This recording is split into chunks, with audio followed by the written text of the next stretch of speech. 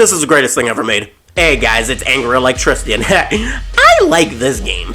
Doom Eternal on the surface level is what I imagine are lovely senior citizens. Think video games as a whole are. Hyper-violent, excessively gory, brain-rotting offense to our Lord and Savior. But the truth is, yeah, Doom Eternal is all that more, but also one of the most smarterest, smooth, and focused gaming experiences I've ever played. In what feels like an all-new peak.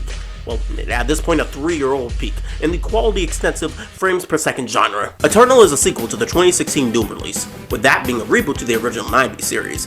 These original games were famous for their fast-paced gameplay, where constantly moving and shooting are required. They're thoroughly designed levels that are begging you to explore them, and they're really good music. That is really good music. 2016 was able to successfully adapt and update all of these qualities when it came out. It did so well, in fact, that even world-renowned YouTuber Mad Static did a video on it. Now maybe you should go check that out. Please. Eternal evolves that game by making all the variety and options you had there into necessities. Old guns are repurposed, new weapons filling gaps you didn't even notice, and the game actually forced me to remember I had grenades.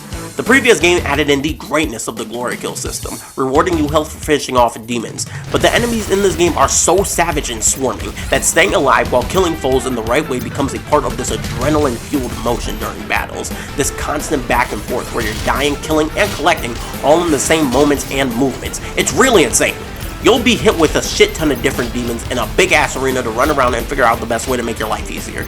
There will be pickups and items, and it's good to know where they are, but it's even better to know where to hit your targets. The normal lanky hordes, you want to get them in the group kills with the flamethrower so you get a lot of armor. The more capable ones you can save for glory kills, for health, or chainsaw kills for ammo. Snipers shoot the bazooka hands off the chubby demon. Shotguns sticky bomb the turn off the spider ones. One-eyed flying demons pop a bomb in his mouth. The super big demons usually don't have a specific weakness, so just kind of work them down over time. Either that or use the big fucking gun. Or the Crucible Sword. Either one works fine. All these elements that can often just look like a cavalcade of exploding blood and guts all actually play a vital part in this combat's intricate locomotion, and each new thing is an exciting addition. Now my arsenal?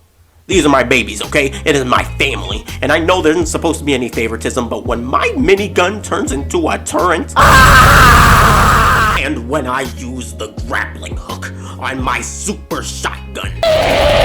As for the demons, there isn't a single one that I'm not excited to kill when it shows up. The Marauders got on my nerves for a little bit, but that's because I was trying to find a workaround for them. That just doesn't pan out. You gotta face these dudes as equals. Once you figure out Doom Eternal's combat and really get the hang of it, you'll start entering a kind of hypnotic adrenaline state. You know, that feeling you'll experience when you're completely absorbed and focused on something that's demanding a lot from you, but it's still something you enjoy, and I felt it with a few games before, but never really with an FPS. The feeling is transcending and exhausting, and required during every fight if you want to beat this game on Nightmare, which I haven't done yet because I suck ass, but I will! This faster paced combat has helped, especially with the addition of dash dodging. I'm so accustomed to it being here that I'm probably worse than all the previous games for it. Like, I really don't know how I'm gonna survive without it. Dashing along with the monkey bars, the jump pads, climbable walls, and that grappling hook I was talking about, it all turns Doom's mobility from good and smooth to actively fun and fluent, which goes a long way in bolstering its exploration. The game's areas are still greatly designed, with tons of optional challenges, upgrades, OSTs from the other games, and my favorites, the little collectible toys that also serve as model viewers. But the developers were really listening here, because a lot of people really complained about the repetitiveness of all the labs and brown and red hellscapes in 2016, and you can really tell how much of a priority it was to not repeat that.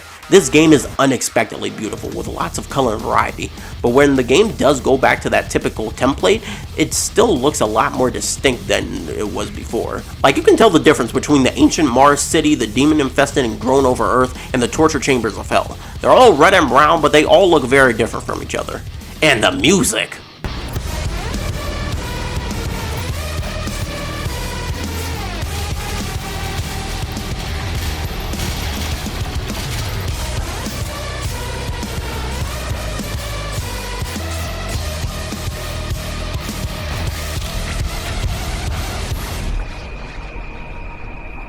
Really good music. The story was something I'd been avoiding to this point because reading is hard, but now that I more or less understand what's going on here, this game is very much a simple story with complex everything else. There's a lot of lore and information for what's going on and why, but the cutscenes themselves feel very accommodating for those who don't know anything, because Doom Guy himself is literally every player who doesn't care about the story. It's pretty fun to sit through. Now, as of the moment, I'm still going through a lot of the other features, like the master levels, the horde mode, and specifically the Ancient Gods DLC. And it's all been great so far, but the one thing that doesn't work, battle mode. Like, literally, it doesn't work. I've tried a multitude of times to get into a match now, but they've all cut out. I've been denied my right to play as Mancubus. I did play through the tutorials, though, and honestly, I wouldn't have really loved it anyways. I don't know, I know 2016's wasn't very popular either, but I think I prefer its simple death matches to whatever this was. At the end of the day, I don't really need a multiplayer mode though, especially with a campaign like this. I've been through a lot of different shooters, but there has never been one that has just made me zone out in a bunch of killing and shooting until my head started to hurt like this one has.